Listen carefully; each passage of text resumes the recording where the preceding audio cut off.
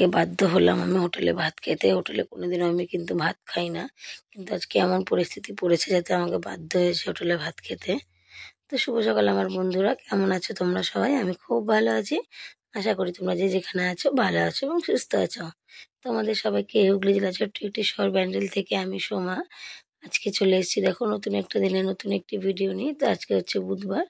বুধবারের সকাল কিন্তু এখন প্রায় তোমার 5টা 5:30 বেজে গেছে।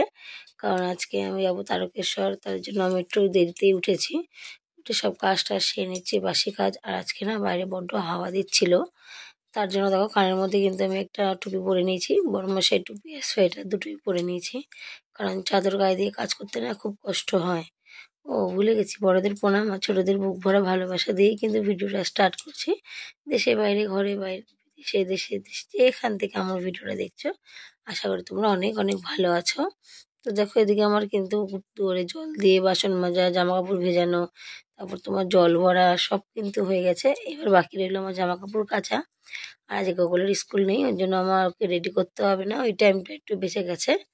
আর এই দুদিন ধরে জানো তো আমাকে ভোরবেলা ভয়েস দিতে হচ্ছে, মানে 4টে 5টা নাগাদ। রাত্রেবেলা ভয়েস দিতে পারছি না, কারণ টিভি চলছে পাশে, শাশুড়ি ঘরে আওয়াজ আসছে, তার জন্য আমাকে সকালবেলায় কিন্তু দিতে হচ্ছে। তো এখনও 4টে বাজে, ভোরবেলা 4টের সময় আমি কিন্তু ভয়েস দিচ্ছি। তো জামা কাপড়গুলো কেচে নেবো, কেচে নিয়ে এগুলো মেলে দেবো, দিয়ে তারপরে স্নান করব, স্নান করে চলে আসবো ডাইরেক্ট রান্নায়। আজকে ডিমের ঝোল আর পালং শাক করবো। তো রাত্রেবেলা আগের দিন রাত্রেবেলা আমি কিছু করে রাখতে পারিনি, সবজি কাটাকুটি, কারণ বাজারে গেছিলাম, এসে রান্না করেছিলাম না, আর ভাল লাগেনি। তার জন্য আমি না সকালেই করে নেব। তার জন্য আমাকে চান করে এসে সবজি এমনি কাটতে বসতে হলো। ভাত তোমার দাদাভাই বসিয়ে দিয়েছিল, ভাত আর ডিমটা। তারপরে যে স্নান করে চলে এসেছি, এসে নিয়ে এবার একটু সিঁদুরটা পরে নেবো। কারণ কোনোদিনও স্নান করে এসে সিঁদুর না পরে মাথা আঁচড়ে আগে আমি সিঁদুরটা পরে নিই। 2-1 দিন হয়তো ভুল হয়ে যায়, মনে থাকে না, কিন্তু আমি চেষ্টা করি আগে স্নান করে উঠে মাথা আঁচড়ে সিঁদুরটা পরে নেওয়ার।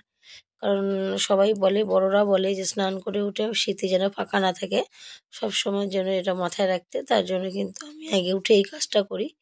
কিন্তু 2-1 দিন হয়তো ভুলে যাই, পরে মনে পড়ে যখন আমি তোমাদের সাথে ভয়েস দিতে যাই বা ভিডিও এডিট করি, তখন দেখি আমি যে তখন সিঁদুরই পরিনি, পরে পড়েছি, এরকম একটা ব্যাপার হয়ে যায়। তারপরে যে ভাতটা গড় দিয়ে দিয়েছি, ওদিকে ডিম সিদ্ধ হয়ে গেছে। আর এখানে সবজিগুলো কেটে নিচ্ছি, আজকে সব রকম সবজি দিয়ে পালং শাক করবো। গাজর, বেগুন, তারপর তোমার সিম, আলু, কুমড়ো, পেঁপে নাই, শুধু এই কটা জিনিসই এই দিয়েই কিন্তু করবো। অনেকদিন ধরে খেতে ইচ্ছে করছিল কুমড়ো দিয়ে, তো কুমড়ো দিয়ে করা হয় না, ওর জন্য এখন আজকে একটু কুমড়ো দিয়ে করবো। আর আলু মটরশুঁটি দিয়ে ডিমের ঝোল করবো। তো সব কিছু রান্না করে তরকারি দুটো চাপিয়ে যাবো, নামানোর পর দেরি হয়ে গেছে, নামাতে পারবো না। শাশুড়ি বেলা নামিয়ে নেবে, যখন তরকারিটা হয়ে যাবে পুরোপুরি উনি দেখে নামিয়ে নেবে। আর এই যে ডিম সেদ্ধ করেছি, ডিমগুলো ছাড়িয়ে নিচ্ছি।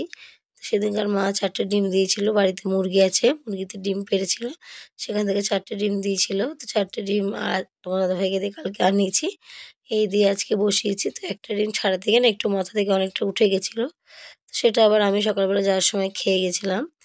যে কিছু তো খাওয়া হয় না, একটু বিস্কুট আর একটা ডিম সেদ্ধ খেয়ে গেছিলাম।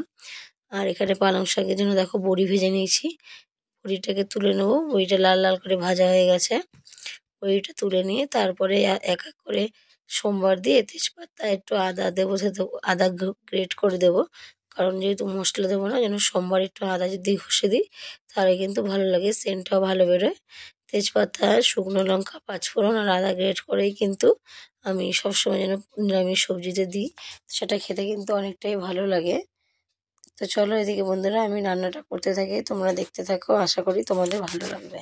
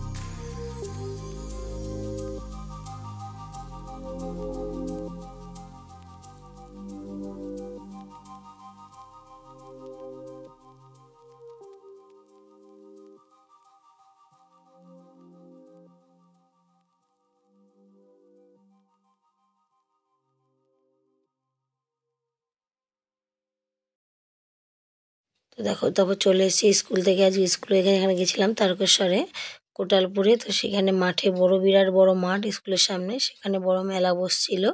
তারপর স্কুল থেকে ফেরার সময় আজকে এমন হয়েছে জানো তো, কোনোদিনও আমি হোটেলে ভাত খাই না। এই যে আজকে 2.5 বছর কাজ করছি, আমি কিন্তু কোনোদিনও ভাত খাই না। আর আজকে বোন বলছে চল দিদি ভাত খাই, খুব খিদে পেয়েছে। আমি বললাম আমি ভাত খাবো না, তুই যা। হোটেলের মানে স্টেশনের গায়ে হোটেল ছিল, খুব সুন্দর হোটেলটা। বলতে চ না যাই, জিজ্ঞাসা করি কত করে দেখি আগে। তো গেছে, বলছে 25 টাকা করে সবজি ভাত। তখন ও বলে যদি কচুরিও খাই তাহলে তো আমার 20 টাকা যাবে, তাহলে কচুরিটা খাওয়া তো ভালো না, তাহলে চল ভাত খেয়ে নিই। আমি যাবো না, কারণ আমি ভাত খেয়ে না কাজ করতে পারি না, খুব কষ্ট হয়। আর ভাত খেয়ে একটা এমন ঘুম পায়, সেই ঘুমটা ট্রেনে করা যায় না, যেহেতু লোকজন থাকে তখন চোখ মানে পোড়ায়, এই ভাত ঘুম যাকে বলে। তাই জন্য এবার ও এমন বদমাস জানো তো, দোকানের সামনে গিয়ে এমনভাবে ডাক দিয়েছে, এবার না গিয়ে থাকা যায়। বলছে দিদি আয়, বলা হয়ে গেছে, এবার কি করব বলো। লাস্টে বাধ্য হয়ে গেলাম, কিন্তু গিয়ে কিন্তু আমার লাভই হলো, লোকসান কিন্তু হলো না। তো 25 টাকায় সবজি ভাত দিল, ডাল, আলু ভাজা, একটা সবজির তরকারি, আর একটা ফুলকপি আলুর তরকারি। পেট কিন্তু ভরে গেল। আর লাস্টে যদি ভাত নাও তাহলে কিন্তু এক্সট্রা 5 টাকা করে দিতে হবে। তো সেটা তো আমরা জানি না। তো বোন জানে না, বোন ভাত নিয়েছে, পরে বলছে আপনাদের দুটো ভাত গেছে এক্সট্রা, পরে 5 টাকা করে, তাহলে 10 টাকা দিতে হবে। বলছে পরে ভাত নিলে আবার তো পয়সা দিতে হবে, বলছে হ্যাঁ। তারপর উনি নিল। তো যাই হোক 30 টাকা করে পড়েছে, কিন্তু যাই হোক পেট ভরে কিন্তু আমরা খেয়েছি। তারপরে তো বাড়ি চলে এসেছি। বাড়ি এসে আর ট্রেনে কিচ্ছু খাইনি, কিছু খাওয়ার প্রয়োজনও হয়নি। আর বোন আপেল নিয়ে গেছিলো, লেবু নিয়ে গেছিলো, ট্রেনের মধ্যে ওটাই খেয়ে নিয়েছি। তো ভাত করার পরে ফলটাও খাওয়া হয়ে গেল, তাই জন্য আমাদের বাইরের কিছু খাওয়া হয়নি, ওটা খেয়েই পেটটা ভরেছিল। তো বাড়ি এসে অনেকক্ষণ পরে খেয়েছি, কাজকর্ম করেছি। তারপর 5:30 নাগাদ ভাত খেয়েছি। তারপরে এসে নিয়ে আবার গুগলকে মাঠে দিতে গেছি, এই তো গুগলের আজকে মাঠ আছে। তো মাম্মামের শরীরটা ভালো না, ওই জন্য আমি বললাম বাবা তুমি রেডি হও, আমি চলে এসেছি, আমি দিয়ে আসবো। তারপর আমি আবার ওকে দিয়ে আসলাম। বাড়ি এসে তারপর যা কাজ থাকে, বাড়ি ফিরে টুকটাক ঘর ঝাড় দেওয়া, পরিষ্কার করা, জল ভরা, জামা কাপড় তোলা, এইসব করে নিয়ে একটু খেয়ে তার মাম্মাম আমি বসেছি। তো মাম্মামকে একটুখানি, বাড়ি তো থাকা হয় না, মাম্মামের গলায় যে বললাম না যে সারা গায়ে সেই গোটা গোটা উঠেছিল, ওগুলো শুকিয়ে গেছে, ওগুলোকে একটু ভেসলিন মাখিয়ে নরম করে ওগুলো তুলে পরিষ্কার করলাম। তো বাড়ি থাকলে কি হয়, ছেলে মেয়েগুলো একটু মানে সেরকমভাবে যত্ন নেওয়া যায়, কাজে গেলে তো সেটা হয়ে ওঠে না। তার জন্য বাড়ি ফিরে আগে ওটা করেছি, তারপরে ভাত খেয়েছি। তো সব কাজ সামলে আমার এটা একটা বাজে অভ্যাস, বাড়ি ফিরে আগে খেতে পারি না আমি। আগে সব কাজ সেরে নিই, তারপর কিন্তু খেতে বসি, এটা আমার খুব বাজেই অভ্যাস।